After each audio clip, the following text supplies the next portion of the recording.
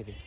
আসসালামু আলাইকুম, কৃষক চ্যানেল আপনাদের সবাইকে স্বাগতম। সবাইকে রিকোয়েস্ট ভাই, ভিডিও ভালো লাগে থেকে অবশ্যই ফলোতে পাশে থাকবেন। আজকে যে বিষয় নিয়ে আলোচনা করবো সেটা আপনার অত্যন্ত গুরুত্বপূর্ণ একটা বিষয়। এটা যদি এই বিষয় যদি আপনি অবলম্বন করতে পারেন তাহলে কিন্তু আপনি ধানে খেতে অনেক উপকার হবে এবং ধানে ব্যাপক ফলন বৃদ্ধি পাবেন। তো যে বিষয়টা আলোচনা করবো সেটা হলো ডিপিএন বা পুষ্টি উপাদান। ডিপিএন বা পুষ্টি উপাদান এটা কি এবং এটা করলে আপনার ফসলের ক্ষেত্রে কী কী উপকার হতে পারে সেই বিষয়ে বিস্তারিত আলোচনা করব। ডিপিএন বা পুষ্টি উপাদান এটা বাংলাদেশ ধান গবেষণা প্রতিষ্ঠান BRII এটা কিন্তু সব ধান খেতে ব্যবহার করার জন্য অনুমতি দিয়েছে। এটা ব্যাকটেরিয়া এবং ছত্রাকজনিত রোগ থেকে ধানকে রক্ষা করে। ব্যাকটেরিয়া এবং ছত্রাকজনিত রোগের কারণে কিন্তু ধান খেতে অনেক রোগের সমস্যা হয়ে থাকে, যার কারণে কৃষক অনেক সমস্যা পড়তে পারে। এই কিন্তু আপনার অনেক ছত্রাক নাশক স্প্রে করতে হয়, এই কারণে কৃষক কিন্তু অনেক ক্ষতিগ্রস্ত হয়ে যায়। তো এর থেকে রক্ষার জন্য আপনি এটা করলে পরে ইনশাল্লাহ আপনার ফসল কিন্তু রক্ষা পাওয়া যায়।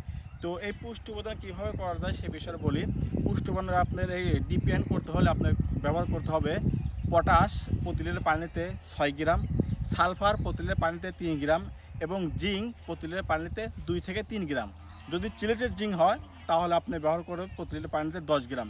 এটা যদি সমন্বয় একসাথে স্প্রে করা যায় পানির সাথে মিশে, তাহলে কিন্তু আপনার ধান খেতে ছত্রাক এবং ব্যাকটেরিয়া জনিত রোগ থেকে ধানকে রক্ষা করা যায় এবং এটা ব্যবহার করলে ধান গাছটা সুষম মাত্রায় বৃদ্ধি হবে, ধানের ফলন বৃদ্ধি হবে এবং ছত্রাকজনিত যে বিভিন্ন রোগ বলা হয় এই রোগের হাত থেকে কৃষক অনেক কিন্তু টাকা বাঁচবে, যার কারণে কৃষক অনেক লাভবান হবে এবং আপনার ফসলের ক্ষেত্রে অনেক ফলন বৃদ্ধি হবে।